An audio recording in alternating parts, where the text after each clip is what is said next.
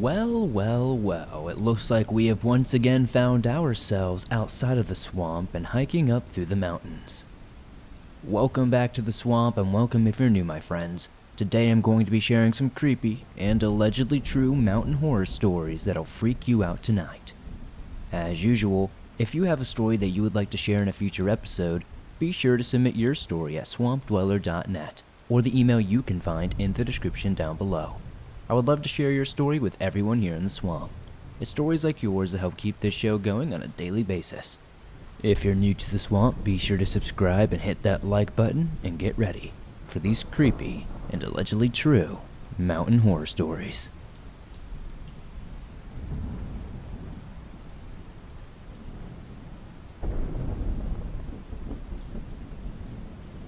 I was 18 years old and in the Job Corps in Sedro-Woolley, Washington.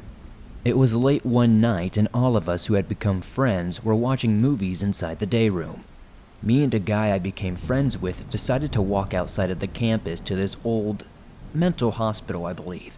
It would help if you Googled it to find its name, but personally, I don't remember. I know it's either in Sedro-Woolley, Washington or outside Sedro-Woolley, Washington, sharing the same land as the Job Corps. So, anyway, we walked outside through this field, and we get to an area where we're standing facing the building on the side. So we're looking at it horizontally. You can tell that many of the windows are shattered, and the place looks old and messed up. Anyway, it looked like a light was in one of the rooms, and there was a crescent moon that night, kind of like a quarter moon up in the sky, so I turned to Jared and said, "Look, there's a light on." I was trying to scare him. I thought that the moon was reflecting off the back of the building or something and causing it to appear like there was a light on in that room. So he was getting freaked out, like, no way. How's there a light on? So then as we are talking, we look back and notice another light is on in the room right next to that one. So as we were talking, we were like gesturing with our bodies, so I assumed we had just moved a little bit. But it made the other room light up.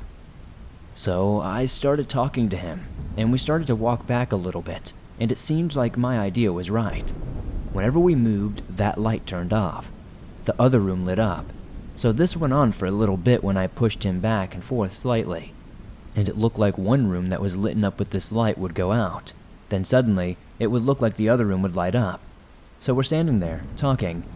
He's telling stories from what he's heard from other people around here about the asylum.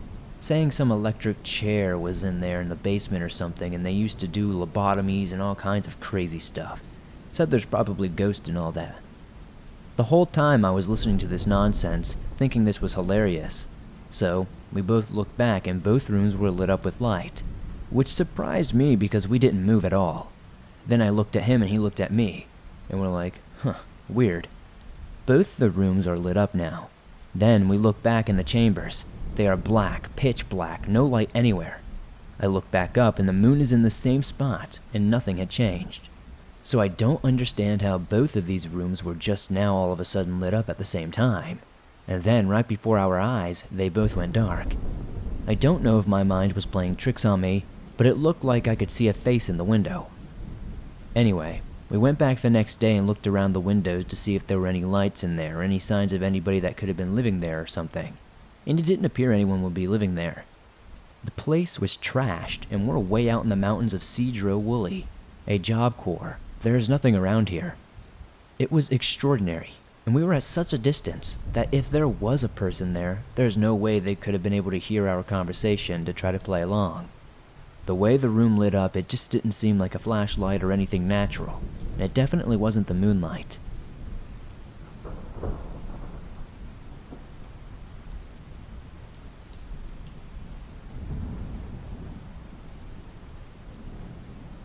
I live in the foothills of western North Carolina, near the base of the Blue Ridge Mountains. I used to live higher up in the mountains for a few years and hated it. So I wouldn't say I liked the woods with a burning passion, but yet I don't hate them, I guess. Recently I've moved back in with my folks in their cabin surrounded by the woods. The land my family owns stretches across 15 acres of woodland. Now, these are the woods I grew up in. Despite my typical aversion to nature, I feel safe in them. I climbed the trees, splashed in the creek, and played with stick swords when I was a kid. These woods are home to me, except for the area behind the backyard. Our cabin is on a steep hill that slopes down for about a half a mile. Eventually, it bottoms out on a creek down in the woods. The halfway point between the house and the stream is a little patch of woods, right behind the fenced-in area around the house. It's always in the shade, with no thick undergrowth, just trees, Carolina red clay, piles of leaves, the usual. But it feels bizarre down there in a way that I cannot explain. I feel very unwelcome, out behind the house for some reason. And I'm not the only one. My parents avoid it too. Even our pets, past and present, have always steered clear of it. So I will list some experiences that might get my point across better. The first experience was when I was about 8 or 9 years old, and one summer I thought I'd try camping in the backyard. So I set up my family's new tent and loaded it up with an air mattress and a pile of blankets, Copper, my beloved dear Stuffy, and some comic books. I wanted to be excited about it, but I felt uneasy even before the sun went down when my mom was helping me set up my little camping trip. The shady patch of woods around the backyard was just weird, but I was a kid, so I figured, F it, I'm 20 feet from the house, I'll be fine. I got set up for the night, stayed up reading comics, and felt like an outdoorsman, and it had barely gotten dark when I began hearing loud, rhythmic crunching in the woods. Behind the backyard, not too far from where I was, like something big was walking in circles around the undergrowth. We don't have bears in my neck of the wood. Besides, whatever it was walking on 2 legs. It never tried to approach the backyard, even as I sat there with Copper just listening to it. It just kept walking. I barely lasted an hour in that damn tent before running inside and getting into my bed. The second one is a little interesting. My mom's an avid gardener and decided she would put together 4 or 5 raised gardening beds in the backyard for herbs and veggies. This was when I was 11, so naturally I was roped into helping. We spent the first part of the day putting them together and getting them started. Then I noticed that we would get edgy and irritable back there. We're best friends and never fight, but we'd be snapping at each other constantly raising that damn garden. I also noticed that the backwoods behind our house were deathly quiet for the first time. Playing music or talking didn't make a difference. It was like that kind of silence that pressed in on you, and it's always just exactly the same back there. The beds thrived for a little while, but my mom always asked me to come with her when she tended to them. I thought it was silly at the time. She told me that she couldn't be down there by herself when I got older. She would always wait until I was home from school before checking on them because she felt uneasy and unwelcome. Eventually, we would just abandon the project altogether. The raised beds are still down there, by the way, just rotting away in the undergrowth. Since middle school, I haven't checked on them, and I'm 23 now. This last experience I will share, in my opinion, is the creepiest. The time I asked my mom to cut my hair, we were poorer then, so Mom just gave me a nice, twice-monthly trim rather than go to a salon. It was late spring and warm, so she suggested that we cut it in the backyard for an easier cleanup. Was I maybe 13 or 14 at this point? I don't really remember correctly, so I'm just gonna go with either 13 or 14. So we ventured down. I brought a stool and diligently sat while she cut my hair. Side note, my mom has always cut my hair, so she is very good at it, and she doesn't make mistakes. This is important. As she worked and we talked, I noticed an old familiar feeling of unease. We were not welcome back there. The trees that stood still and shadowy despite the brilliant sunny day just sucked all of the energy away. I remember that it felt cold, very cold. My mom finished up my haircut and I shook off the extra debris to let her admire her handiwork. She stepped around in front of me, angled my head this way and that, and said it looked good. 3 things happened in rapid succession. First, I felt this squeeze of pressure on my lungs like I couldn't breathe. It was such a weird sensation that I froze. All of the uneasiness of the atmosphere pressed in on me all at once. Second, my mom got this odd, vacant look on her face.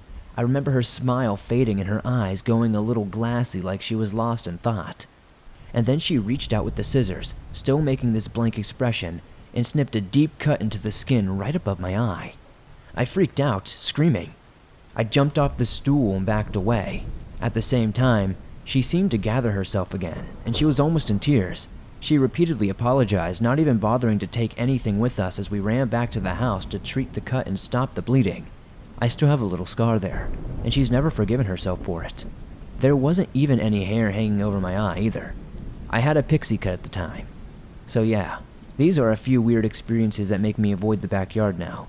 I haven't even been down there in 7 or 8 years, but now that I'm living here again, I sometimes investigate the backyard and feel that weird shudder of apprehension. What's the deal? Why don't we feel welcome in the 50 square foot patch of land we own? Why is it so dark and quiet in this one spot? I have no idea, but my parents and I work around it and pretend that it's not there.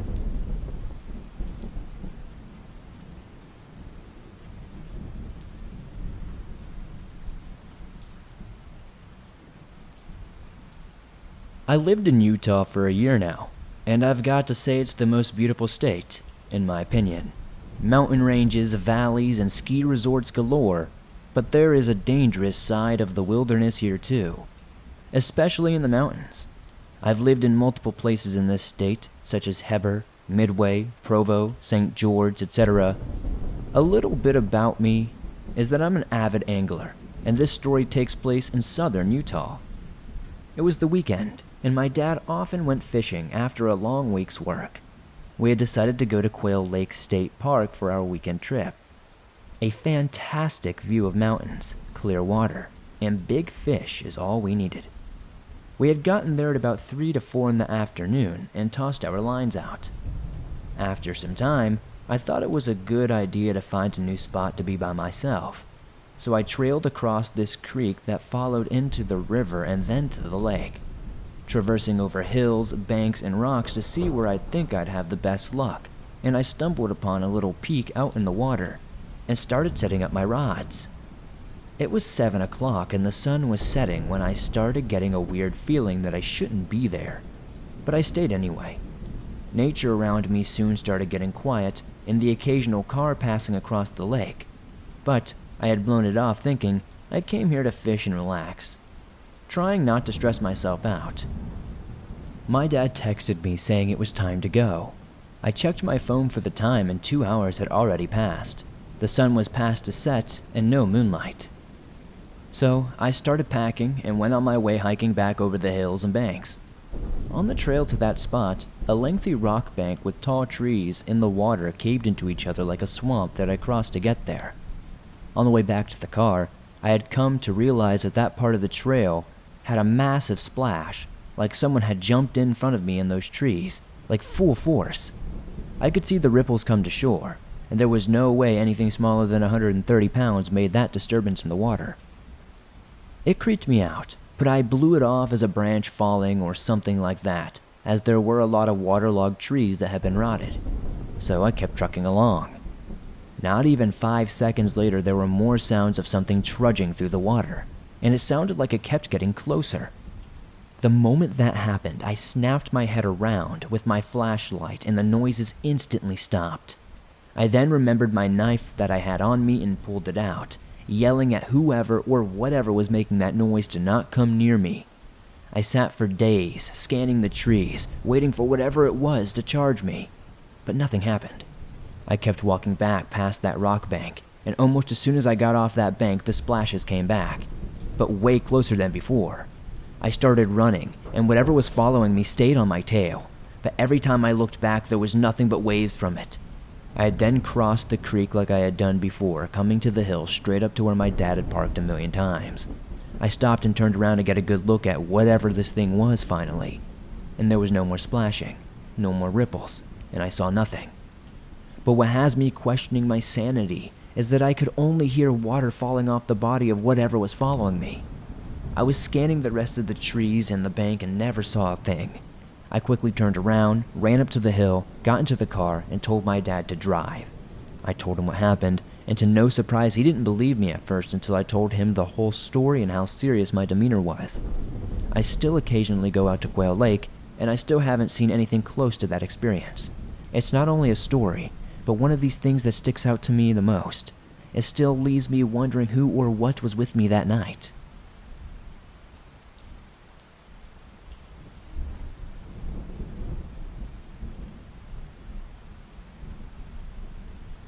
Hi Swamp Dweller, I've been listening to your stories for a couple of years now, and I'm envious of the experience others have had on this channel.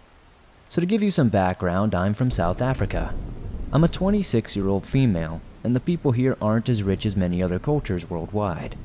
However, we believe in several cryptids and other folklore you may find interesting. Without further ado, here is my story. My dad and I occasionally hike the local mountain range. We usually head out at dawn to avoid the hot African sun.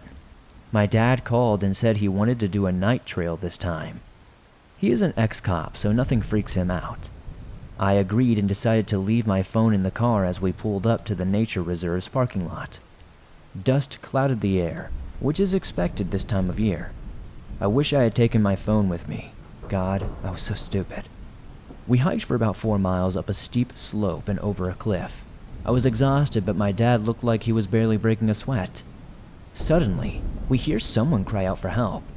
My dad, being the hero, started to respond to the voice and told him where we were. Mind you, it's past sunset, light is limited, and we only have 2 flashlights to guide us. In a childlike voice, the voice kept repeating the exact words, "Help me, I'm hurt," and "Help me, I need help." I grabbed my dad's arm and froze. I knew something was not right. I yelled back, "What is your name?" And the childlike voice replied, "Help me, I'm hurt," in the same tone. I whispered to my dad, "We need to leave, now." He protested and wanted to help, but I knew this was no child. We hauled back to the safety of the cliffs, and with our flashlights bouncing as we sprinted down the slippery slopes. We both fell a few times, and I swear I saw something following us. In the bushes, it wasn't even too far away. It looked like an animal, crouching and waiting for me to turn my back. My dad and I reached the car in daylight. We never stopped running. We collapsed next to the car's trunk, and my dad swore like a sailor. We never really spoke about our experience after it happened. We just warned people not to go hiking in the cliffs and mountains after dark.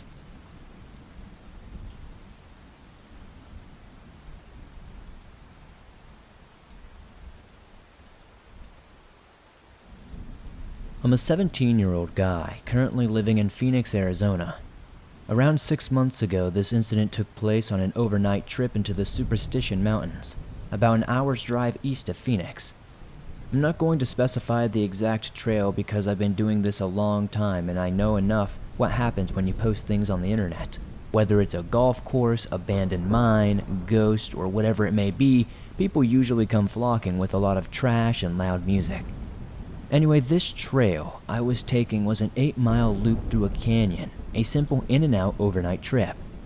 I planned to go with my friend, but the last-minute cancellation on his part left me on my own. So, with a packed bag and a car ready to go, I decided to go independently. I was not leaving the house on time and having trouble navigating through forest roads. I didn't arrive at the trailhead until around 5:45. For those of you who don't backpack, this is a huge no-no. I had about a 4-mile hike until I arrived at my planned camping spot, and it was getting dark fast, so I figured I would move quick. I could get at least 2 to 3 miles in before I had to find a spot to stop. This strategy left me hiking a very dark trail on my own with about 15 miles of dirt road between me and anyone else. Walking in the dark by itself can be scary, especially for where I was being on my own. Eventually, it got so dark that I could only see where my headlamp was pointing, and that's when I figured I needed to stop and set up a camp for the night. With only using the headlamp as my light source and trying to move fast, I ended up in a less than ideal spot. But there were some burnt pieces of wood in the remains of a fire circle, hence it looked like people had been there before, but not very recently. My priority was to get a fire going. I scanned the area and was able to find some dry wood, and I got the fire going. I got my tarp out, set it up, and cracked open a can of chili mac I had brought with me. I was looking forward to eating, as I was very tired. I felt good, my camp was set up, and my food was on the fire. The uneasiness that I had from the hike had almost gone away completely, and concern from the walk-in had virtually gone away. But it was still there, a side effect of camping alone in remote areas. To fully understand what happened, I must explain how my camp was set up. The site I had picked was a small clearing surrounded by large pine trees with the trail about 30 feet to my left. When you are in the woods and have a fire going, the fire casts a circle of light around it and everything on the edge of that circle. And past it, you're pitch black. I was sitting on the ground near my fire eating dinner when a small rock about the size of a marble was thrown into my camp. I looked at the tiny rock in shock as I was positive that I was the only person on this trail that night. I immediately turned my light on and towards the area where I'd seen the rock come from, and due to the density of pines and brush, I could only see about 10 feet. I spent the next 15 minutes in disbelief as I scanned the tree line that surrounded me, searching for whoever had thrown that rock, not daring to stray too far away from the fire that in hindsight offered me a false sense of security. After sitting back down and spending the rest of my time on high alert, I convinced myself that I had somehow kicked the rock or it had fallen from a tree. I went to sleep that night not expecting the pure terror that would unfold. I woke up to the sound of rustling leaves, barely inaudible if you weren't listening for them, but they were there. Still in a sleepy daze, I heard the rustling of leaves, harder to hear as I assumed they were moving away from me. I went to grab the handheld flashlight that I had next to me when I had fallen asleep, but the more I looked, the more scared I got as I realized that it was no longer there. I stood up in my sleeping bag, ducked out of my tarp, and looked around. I could see the light off in the woods. It couldn't have been more than 15 feet away. It was my flashlight lying on the ground in a pile of leaves. This is one of the few moments in my life where I have almost crapped my pants. The flashlight that I had left sitting right next to me when I had fallen asleep a few hours ago was now 15 feet away from me past the tree line in the woods. I hurriedly slipped on my boots, clutching my knife in my other hand and keeping my head on a swivel. I weighed out my options, staying here and waiting out the night or attempting the 3-mile hike back to my car, in the dark. I figured that whoever or whatever was out here with me was going to have a better advantage if I was out on the trail without a light, so I decided to stay in the camp and wait it out. Eventually it came back. I could hear it walking through the woods.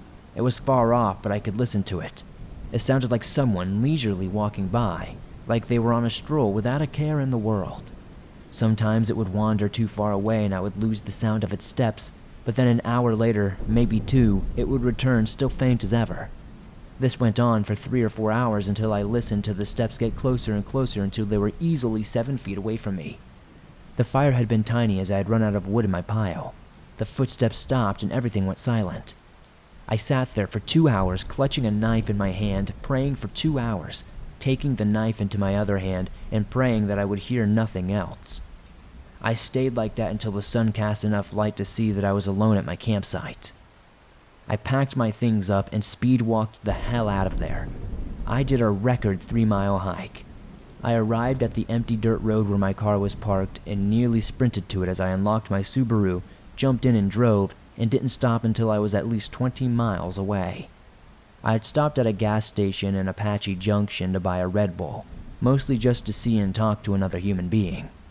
As I exited the store, I read what was written in the dust on the back of my window. It said, "Sleep well." Many things have happened to me on my various adventures, especially through Arizona, but this was the most mysterious and scariest day by far, so I thought I'd share it. There is a seriously deranged person living in the Superstition Mountains. Do yourself a favor and stay far away from there.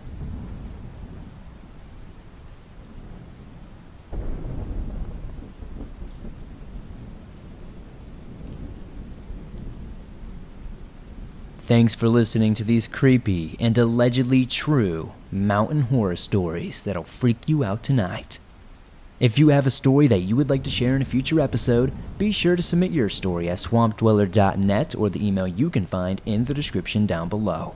I would love to share your story with everyone here in the swamp. It's stories like yours that help keep this show going on a daily basis. If you enjoyed the stories in tonight's episode, please be sure to give this a like as it helps us out a ton. The more likes this gets, the more YouTube promotes it to fresh new eyes, and that helps the swamp expand its ever-growing waters.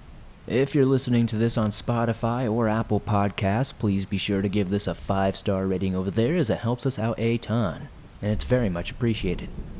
If you're on the go but don't have YouTube Premium but still want to download and listen to your favorite Swamp Dweller scary stories no matter where you are, you can download them absolutely free from Spotify, Apple Podcast, Stitcher Radio, and pretty much anywhere else you find your favorite podcast online. If you'd like to support the Swamp outside of all that, check me out on Twitch. I stream horror games and all kinds of other cool stuff over there multiple times a week. You can find a link in the description. I'd love to know in the comments tonight what story was your favorite. It helps me pick better stories in the future for you all. Be sure to join me on Instagram, Facebook, and Twitter, and I'll see you all soon with another creepy episode.